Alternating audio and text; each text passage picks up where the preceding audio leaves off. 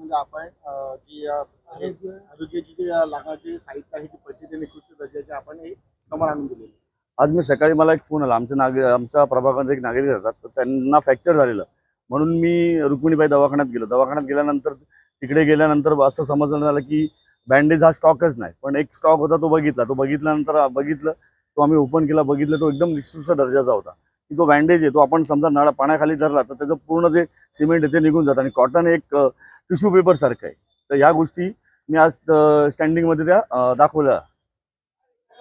तुमची घालत आहे भाजप आक्रमक आहे तर तुमची नाही, असं काही नाही. सगळ्यांनी जो विषय घेतला तो सगळ्यांनी सेमच घेतलेला आहे. शिवसेना असो या बीजेपी असो, सगळ्यांनी आक्रमक भूमिकाच घेतलेली आहे त्यांनी. अधिकाऱ्यांनी कारवाई केली जाणार नाही आणि त्यांना मुभा द्या यावेळी सो कॉल नोटीस बजावा असं पण भूमिका घेतली नाही, पण त्याच्यावरती आम्ही ठाम राहणार. मनसे म्हणून आम्ही ठाम राहणार की अधिकाऱ्यांवरती कारवाई झालीच पाहिजे. कशा पद्धतीची क्वालिटी आहे आणि अधिकाऱ्यांवरती काय कारवाई व्हावी काय नाही. कसं झालं की जी पट्टी आणलेली आहे ती पट्टी एकदम निकृष्ट दर्जाची आहे की त्याच्यावरती जे सिमेंट आहे हे लगेच निघून जातं. पण आपण जेव्हा जातो मेडिकलमध्ये जातो, मेडिकलमधनं जी गोष्ट घेतो चांगल्या क्वालिटीची, तर ती चांगल्या क्वालिटीची ती पाण्यामध्ये धरल्यानंतर ती व्यवस्थित त्याचं बँडेज आणि सिमेंट हे प्रॉपर हाताला लावलं जातं. काय मागणी केली अधिकाऱ्यांची मागणी की अधिकाऱ्यांना याच्यामध्ये सस्पेंड केलं पाहिजे आणि अधिकाऱ्यांवरती कारवाई झाली पाहिजे.